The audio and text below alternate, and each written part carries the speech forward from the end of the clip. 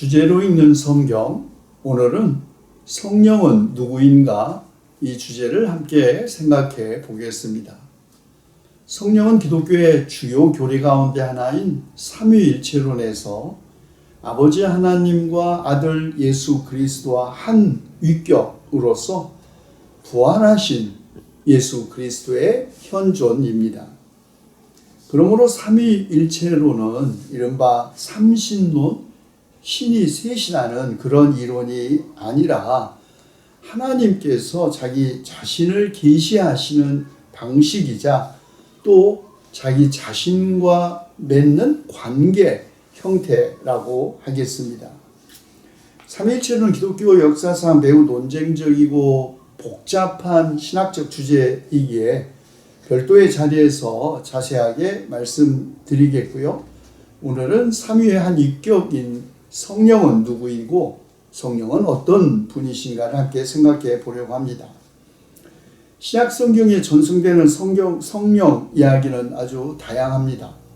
성령 강림 사건에 대한 신약 성경에 이렇게 서로 다른 전승들은 성령이 누구인지 그리고 성령의 역사는 어떤 것인지에 대한 다양성과 그리고 그 은사의 풍성함을 보여주는 예라고 하겠습니다. 우리가 아는 대로 마태와 누가복음은 예수님이 성령으로 잉태하셨다고 하여 예수님의 생애 그 처음부터 성령의 역사를 증언하고 있습니다. 예수님이 세례자 요한으로부터 세례를 받고 공생애를 시작하셨을 때에도 성령이 비둘기같이 하늘에서 내려오셨죠.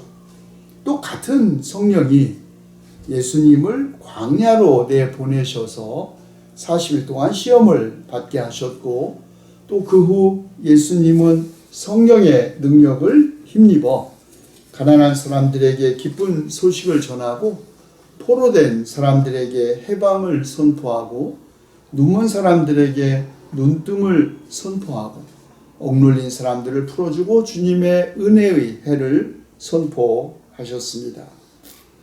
성령은 예수님의 삶 그 처음부터 그리고 그리스도로서의 그의 사역에 언제나 동행하신 것이죠.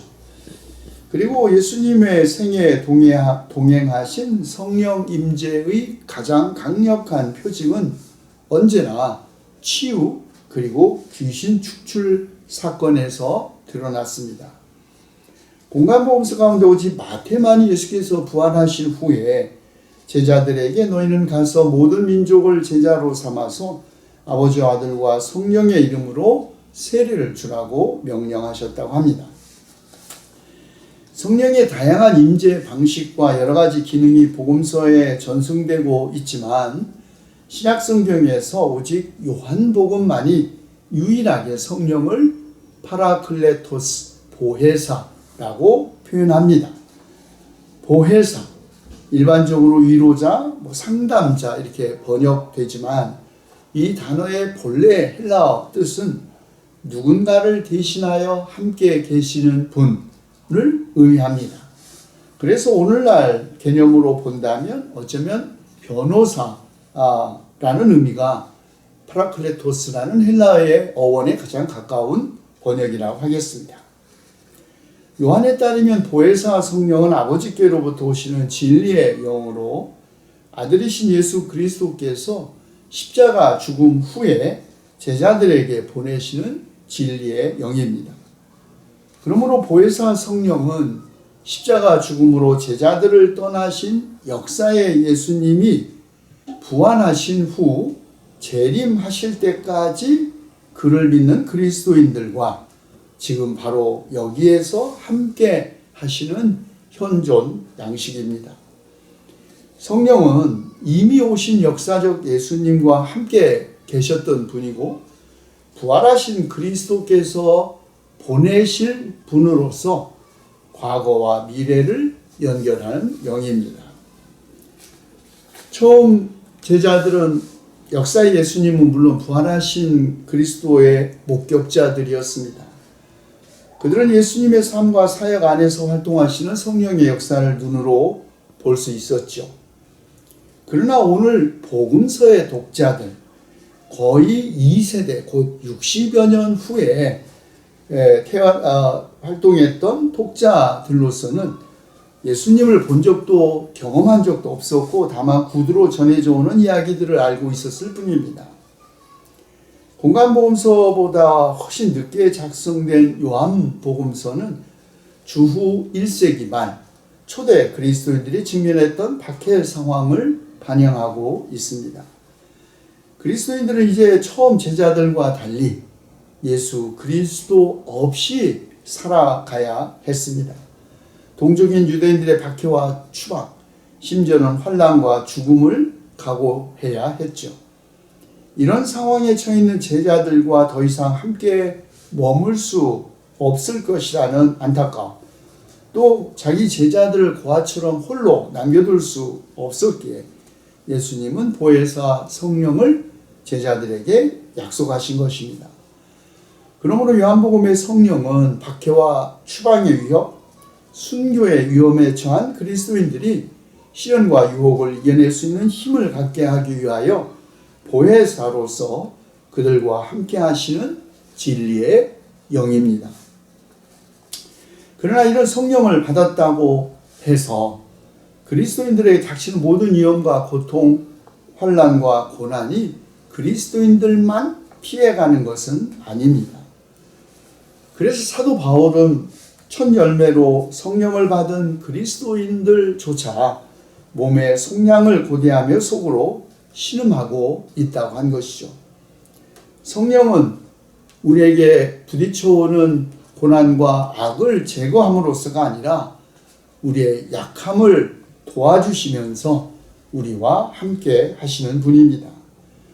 우리의 고통과 고난받는 현실이 또 너무 무거워서 우리가 기도할 힘조차 없을 때에도 성령은 친히 이루다 말할 수 없는 탄식으로 우리를 대신하여 간구하심으로써 우리를 도와주십니다. 성령은 중보의 기도자라는 말이죠. 그러나 성령은 우리 자신의 뜻이 아니라 하나님의 뜻을 따라 중보의 기도를 하십니다. 그러므로 우리의 기도가 금방 응답받지 않는다고 또 성령의 중보 기도가 하나님께 들리지 않은 것이 아닐까 절망해서는 안 된다는 말입니다. 바울은 보이지 않는 것을 바라면 참으면서 기다려야 한다고 합니다. 왜냐하면 그리스도인은 바로 소망으로 구원을 얻었기 때문이죠. 자, 요한복음 외에 또 복음서에 우리에게 잘 알려진 또 다른 전형적인 성령 강림 사건 이야기는 누가의 사도행전에 있습니다. 사도행전에 따르면 오순절 성령 강림을 체험한 그리스도인들이 방언을 말하기 시작하자 사람들이 그들이 세술에 취했다고 조롱했다고 합니다. 그러자 베드로는 일어나 이 사람들이 술에 취한 것이 아니라 예언자 요엘의 예언이 성취된 사건이라고 주장합니다. 그 예언은 마지막 날에 나는 내 영을 모든 사람에게 부어주겠다. 너희 아들들과 딸들은 예언을 하고 너희 젊은이들은 환상을 보고 너희의 늙은이들은 꿈을 꿀 것이다. 그날에 나는 내 영을 내 남종들과 내 여종들에게도 부어주겠으니 그들도 예언을 할 것이라는 약속입니다. 사도행전이 전하는 성령 강림 사건은 방언 현상과 관계되어 있습니다. 우리는 방언이 인간이 이해할 수 없는 천사의 비밀스러운 말로 성령 임재의 표징으로 생각합니다. 사도 바울이 세례를 받은 신도들에게 손을 얹자 성령이 그들에게 내리셨고 그들은 방언을 말하고 예언을 말하기 시작했다고 사도행전은 증언합니다. 그러나 방언은 사실 성령의 여러 은사들 가운데 하나의 은사였죠. 바울은 고린도전서에서 하나님께서 어떤 사람에게는 성령을 통하여 지혜의 말씀을, 어떤 사람에게는 같은 성령을 따라 지식의 말씀을, 또 어떤 사람에게는 믿음을, 또 어떤 이에게는 병 고치는 은사를, 기적을 행하는 능력, 예언하는 은사, 영을 분별하는 은사, 여러 가지 방언을 말하는 은사, 그리고 그 방언을 통역하는 은사를 주셨다고 합니다.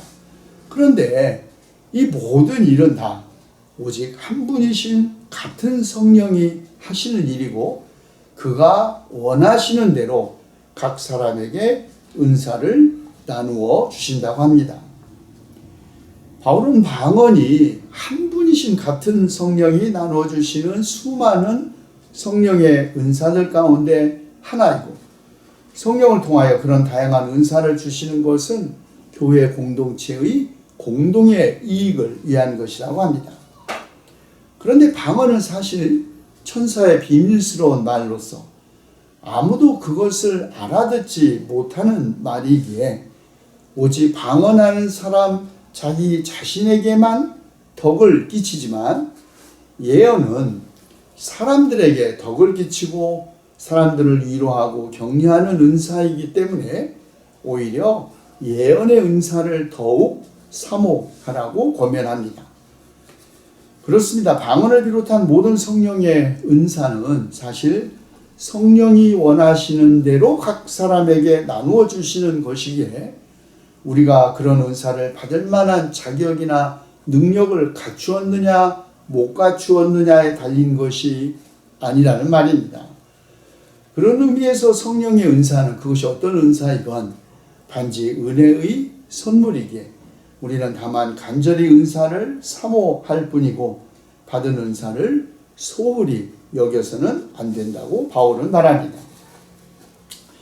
누가는 성령 강림 사건을 예언자 요엘의 말씀이 성취된 사건으로 묘사했죠. 다시 말해 하나님께서 마지막 날에 자기의 영을 모든 사람에게 부어 주겠는데 너희 아들들과 너희의 딸들이 예언을 하고 젊은이들은 환상을 보고 늙은이들이 꿈을 꿀 것이라는 말이죠.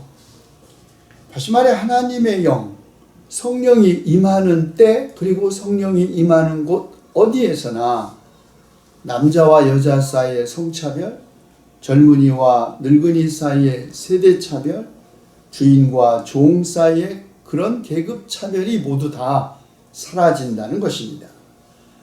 그런데 이런 현상이 마지막 날에 이루어진다는 것이죠. 그런데 요엘이 말하는 이 세상의 마지막 날은 무슨 우리가 핵전쟁이나 기후위기 혹은 자연재해나 감염병 재난 때문에 인류가 멸망하고 지구가 파괴되는 그런 날을 의미하는 것이 아닙니다. 마지막 날, 그날은 젊은이들에게 새로운 세상, 차별 없는 세상에 대한 환상이 없고 나이 많은 어르신들에게도 꿈이 없는 때, 그래서 우리 아들과 딸들에게 미래가 없는 때, 바로 그때가 이 세상의 마지막 날이라는 것입니다. 사실 그래서 바울은 모든 피조물이 함께 신음하고 있다고 합니다. 철면 열매로서 성령을 받은 그리스도인들도 오늘 이런 차별로 신음하고 있고 환상과 꿈없는 미래 때문에 탄식하고 있다고 하는 것이죠. 그러므로 새로운 세상을 꿈꾸면서 해산의 고통을 겪고 있는 그리스도인, 주님께서 주시는 성령을 힘입어 이 썩어짐의 종살이에서 해방되어야 합니다. 그리고 하나님의 자녀가 누릴 그 영광된 자유를 얻기 위해서 사도 바울은 오늘 우리가 이렇게 기도해야 한다고 가르친 것입니다. 마라나타, 우리 주님 오시옵소서.